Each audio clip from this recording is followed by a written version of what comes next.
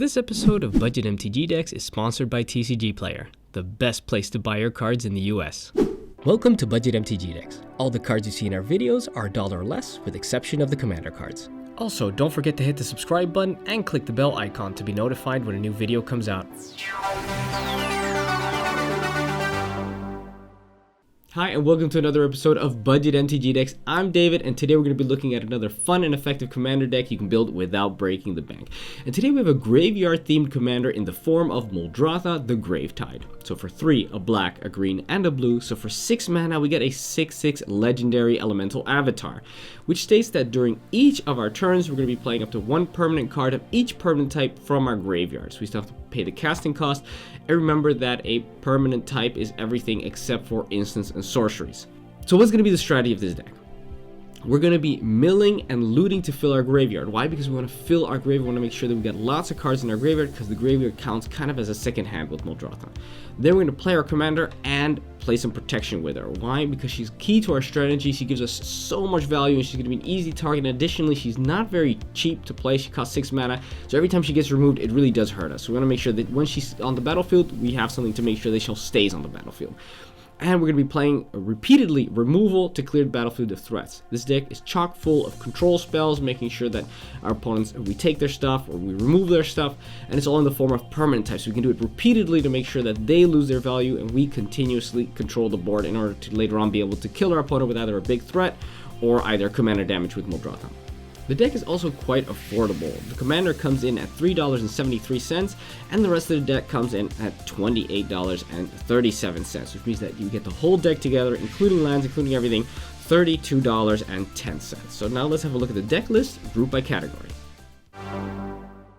We're starting with the synergy cards, and these are the cards that work really well with the strategy of the deck. We divided the synergy cards into 3 categories, and that is mill, loot, and win condition. We're going to start off with the mill cards. First card is Stitcher Supplier, Perpetual Timepiece, and Wood Sage. Now what these 3 cards do is they allow us to mill, so it allows us to put cards from the top of our library into the graveyard. Stitcher Supplier comes in, mills us 3, then when it dies it mills us 3 again. It's ideal because it only costs 1 black mana, so we can play it early. Later on we can use it as a chomp block, repeatedly casting it over and over again, and every time essentially when we do that it's going to be milling us 6 cards in total. So that is of course amazing. Perpetual Timepiece only mills us 2 every single turn, but it also has the added benefit of allowing us to shuffle cards from our graveyard back into our library should somebody instant speed want to remove that. And Wood Sage is nice because we can name a creature card that we're looking for. We don't have to name a creature card that we can find, and then essentially we're going to be milling 4 cards every single turn, which is very sweet. Then we had Cephalid Vandal and Dreamborn Muse. Both these cards similar in the sense that during our upkeep we're going to be milling cards. Cephalid Vandal every turn is going to be milling us cumulatively more and more cards, and Dreamborn Muse just looks at how many cards we have in our hand, with the added benefit of course is that it also mills our opponents. Then we have Taigam Sidisi's Hand and Mirrorman Phantasm. Taigam, very sweet because essentially it mills us 2 every turn and allows us to draw the best card of the top 3 cards of our library instead of our normal draw step. And it also has built-in removal, which we can use every single turn. Remember, be careful, use this sparingly. We don't want to get rid of too many cards from our graveyard. And Mirrorman Phantasm can be an absolute house when it comes to milling, because instant speed, we're able to tuck it back into our library, and then we're going to reveal cards from the top of our library until we find it again, put it onto the battlefield, and all the cards that we reveal are going to go into our graveyard. So it has the potential to put an incredible amount of cards into our graveyard. And it's also really nice that it does do a lot of damage in the air. A 5/1 flyer, you can also just use it offensively very nicely to deal plenty of damage to our opponents. And when they remove it, we just instant speed, pay 2 mana, and tuck it back and play it again. So it's very hard to get rid of. Then we move on to the loot cards. We've got Merfolk Looter, Thought Courier, and Forgotten Creation. Merfolk Looter and Thought Courier essentially the same. They tap, we draw a card, we discard a card, that's nice. We get a better card, we get rid of a card we don't really need, and even a card that goes into the graveyard. We could probably recast it with Muldrotha anyway, so it doesn't really matter. And Forgotten Creation, at the beginning of our upkeep, we're going to discard all cards from our hand, and then we can draw that many cards again. Remember, it is a May ability, so don't worry, if you really want to keep your hand, you don't have to. But it's usually nice to just keep that graveyard full anyway.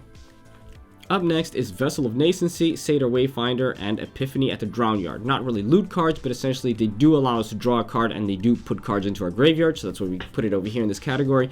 Vessel of Nascency, enchantment, comes in, we're going to sacrifice it, we're going to put in 3 cards into our graveyard and 1 of those cards into our hand.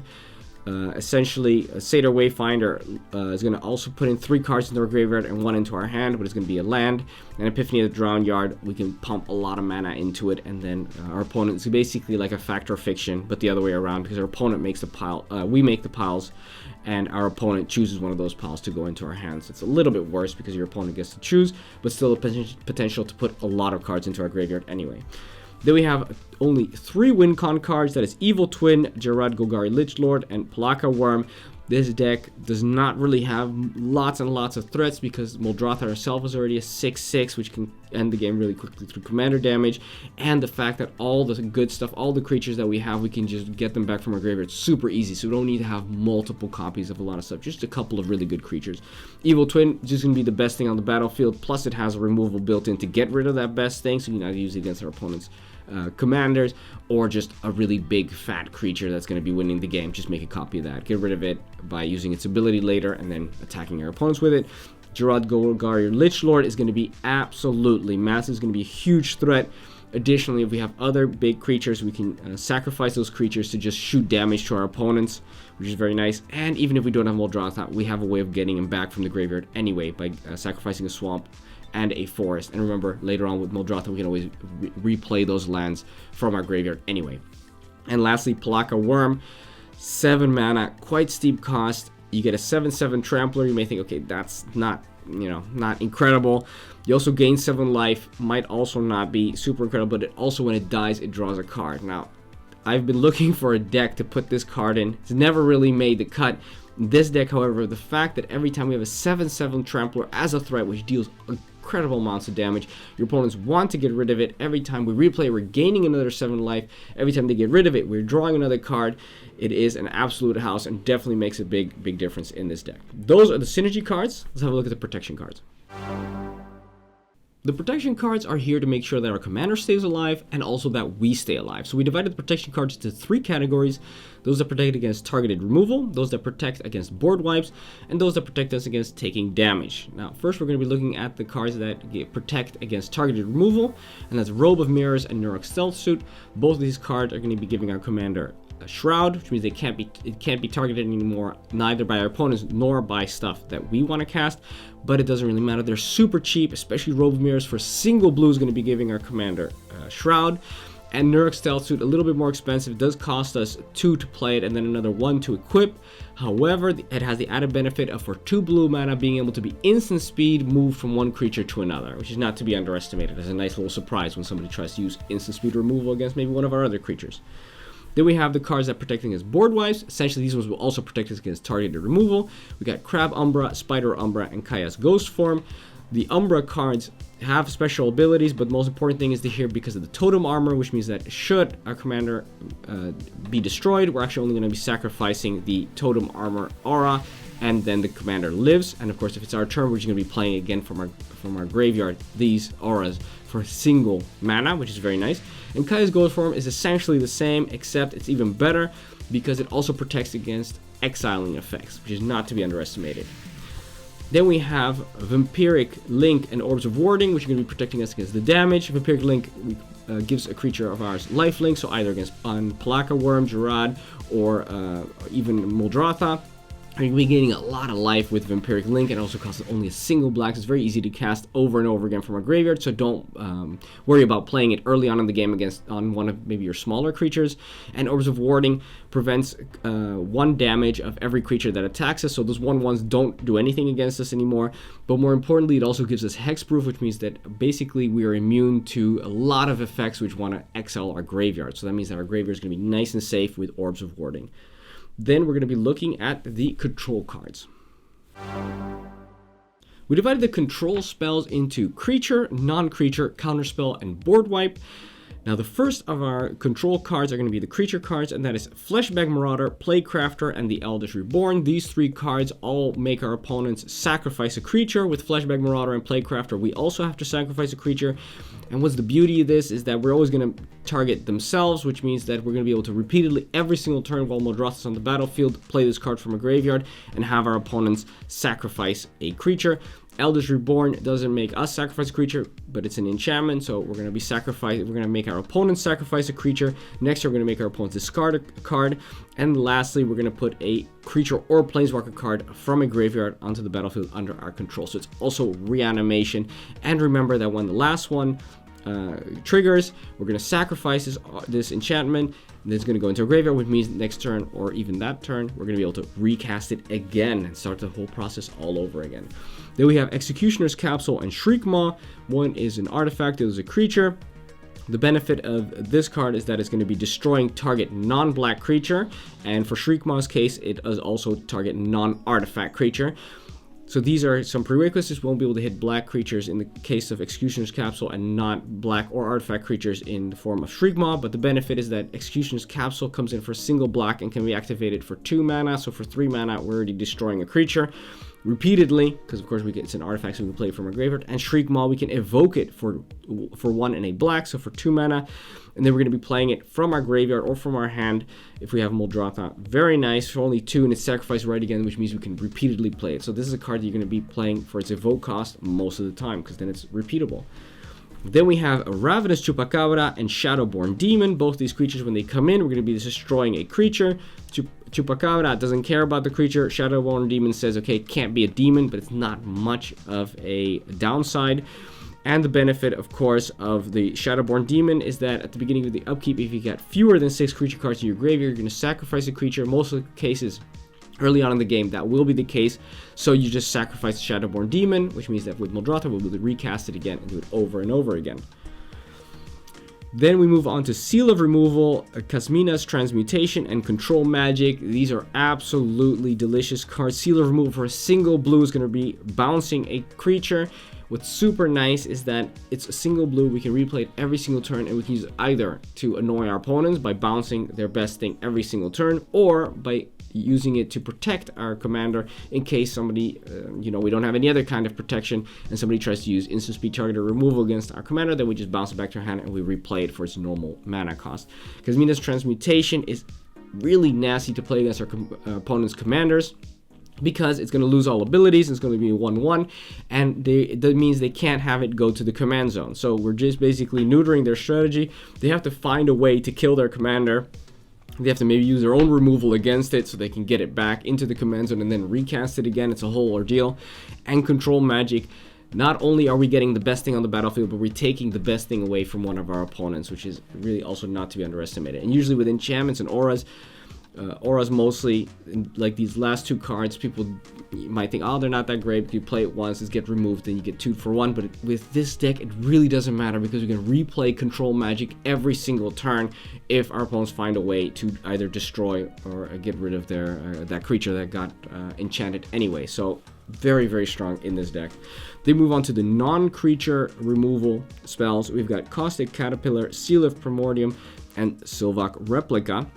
So we got a creature, enchantment, and artifact. As you've noticed, we've been trying to do this with all the effects in this deck, try and make sure we've got one of each permanent type, or at least a mix of permanent types, to make sure that we're not too reliant on one permanent type when it comes to doing something. So here's a great example.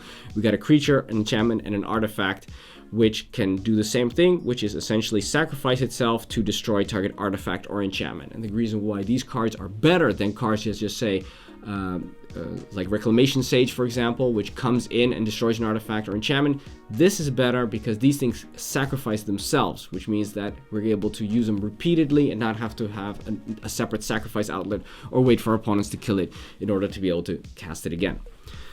Then we have Nihil Spellbomb. This card we're going to be using to exile all cards from target player's graveyard. It's important because it doesn't target our graveyard, but maybe somebody else is playing graveyard strategy is able to hit that. And if we play an additional black mana, we're also going to be drawing cards. So it's really nice if we want to have some. It also kind of is card draw for 2 mana every single turn. Then move on to the control spells that are based on counter spells. We got Hesitation, Lunar Force, and Hydromorph Guardian. Hesitation states, if any spell is played, we're going to counter that spell and sacrifice this enchantment. Lunar Force says only whenever an opponent casts a spell, we're going to sacrifice this and counter the spell. So that's really nice. We're basically at the end of our turn, when we don't want to play anything, we play either one of these 2 cards. and then the next player is going to have to think, okay, do I want to waste my next spell, or I'm going to have to waste something, or they might say, okay, never mind, I won't play anything, I'll just attack, and then the next player will have to think, okay, do I really want to waste a spell in order to get rid of this? And if nobody plays anything, that's great. It comes back to your turn, you play something very cheap, like something that's 1 mana, maybe 1 mana aura, it gets countered, you play the rest of your stuff, and then you replay Hesitation or Lunar Force again at the end of your turn, putting them in quite the bind. And Hydromorph Guardian, it's a creature, so it's nice that it's not also an aura, so you can mix it, you can play them together, and it's really nice that if somebody targets something of ours, like our commander, we can just sacrifice it to counter that spell. Then we'll move on to the board wipes. These are all creature based because we don't want to have any instants or sorceries for the board wipes, because then we can't replay them every single turn or repeatedly. We got Bane of the Living, Knight Incarnate, and Massacre Girl. Bane of the Living is going to come in. We're going to put it down as a morph creature first for 3 mana always, and then we're going to flip it over by paying X and 2 black, and then every creature is going to get -X/-X. So basically you can have it become up to X being 5, because Muldrotha has toughness 6, so killing everything of 5 or less, even if it's indestructible, it doesn't matter. Very nice, goes to the graveyard. Bane of the Living will also die, but doesn't matter, we just replay it again later. Knight Incarnate comes in, it doesn't do anything, but when it dies, it's gonna make all creatures get -3/-3, which also means that Muldrotha will survive. So this is another great example of a card that you're gonna almost always gonna want to play for its evoke cost for 4 mana. So it dies right away and gives everything -3/-3. Massacre Girl is awesome because when it comes in, it's going to give every other creature -1/-1, but for every creature that dies, we're going to give all creatures -1/-1 again. So if there's a lot of token strategies, even just a couple of 1/1s, or even just a 1/1, a 2/2, a 3/3, then it's going to kill all that stuff. Just make sure that if there is a big board with a lot of tokens, Muldrotha, there's a chance Muldrotha won't survive that. Then we have the last of the board wipes, and that's Profaner of the Dead. It's a 3/3 that when it comes in, it's got to exploit another creature, and then it's going to bounce all the creatures of our opponents that have toughness less than the exploited creature's toughness. So essentially what we can do, which is very nice, is just to sacrifice itself. It's going to exploit itself every time it comes in, and it's going to return everything of toughness 2 or less back to our opponent's grave, and we can do that every single turn because it's going to sacrifice itself, everything gets balanced, we play it again. So basically, essentially, make sure that everything that's 3 or more will stay, but 2 or less is gone. But our stuff stays because it's only of our opponent's stuff. That is it for the control spells. Let's have a look at the card advantage cards. We divided the card advantage cards into 2 categories, those that draw us cards and those that allow us to tutor for cards. For the card draw, we've got Muldrifter, Font of Fortunes, and Implement of Examination. We've got a creature, an enchantment, and an artifact. Gives us a nice little mix of stuff. Muldrifter, once again, very good example. We're going to be drawing 2 cards, but we're going to be using the evoke cost to make sure that it dies right away and we can replay it again next turn. Font of Fortunes costs us 4 mana to draw 2 cards, and Implement of Examination also is going to cost us 4 mana to draw 2 cards. Then we have Secrets of the Dead and Tachova Benthic Druid. Secrets of the Dead is going to trigger every time we cast a spell from our graveyard, drawing us a card. With Muldrotha, that could be, it's usually going to be around 3 to 4 times per turn, so that's going to be amazing. And Tachova Benthic Druid, whenever a land enters the battlefield under your control, we're going to gain a life and draw a card. And remember that we can play lands from our graveyard with Muldrotha. And then we have the tutor cards, so allow us to search for the best stuff that we need. Corpse Connoisseur, Gerard's Orders, and Final Parting. Corpse Connoisseur and Gerard's Orders allow us to essentially search for 2 creature cards. Corpse Connoisseur is going to put 1 card into our graveyard, and then we can unearth it when it dies to do it again. So it's going to be allowing us to get 2 creature cards in their graveyard. Gerard's Order is going to also get us 2 creatures, but one of them is going into the graveyard, the other one's going to go into our hand. And Final Parting allows us to also put a card into our hand into the graveyard, but this can be any card, so it doesn't have to be a creature card. It could also be an aura, an artifact, or anything else. That is it for the card advantage cards. Let's have a look at the ramp cards. We divide the ramp cards into those that fetch us lands and mana rocks. So to start out with the land fetch cards, we've got Wayfarer's Baubles, Font of Fertility, Dawntreader Elk, and Yavimaya Granger. These cards are all similar in the sense that they're going to be searching up for a basic land. We're going to put it onto the battlefield tapped, and they're also going to be sacrificing themselves. Now the first 3 cards, we are going to be sacrificing them by paying mana, and then we're going to get the land. And the Yavimaya Granger actually comes in and immediately gives us the land, but next turn it's going to sacrifice itself because we're not going to be paying its echo cost. So it's nice because that means that with Muldrotha on the battlefield, we can do this. We can play them all every single turn. Then we have Colony Heart Expedition. When this land comes in, we're not going to be searching for a land, but it's going to be checking every time that a land does come in, and we're going to be putting a quest counter on it for every land that comes in. And when we've got 3 quest counters on it, we're going to sacrifice it, and then we're going to look for 2 basic land cards, put them onto the battlefield tapped. Of course, it's nice when that happens. It goes to our graveyard, we replay it again, it starts counting the lands. So you make sure we play this every single turn. It gives us loads and loads of lands. And then we move on to the mana rocks. We got Dimir Signet, Simic Signet, and Golgari Signet. Very cheap, come in for 2 mana and gives us 2 different colors, which is very nice. And then we have Mind Stone and Unstable Obelisk. Mind Stone is nice, that it's just, well, a 2 mana rock, but we can also later on in the game sacrifice it to draw a card. So essentially for 3 mana every single turn we can sack it to draw a card.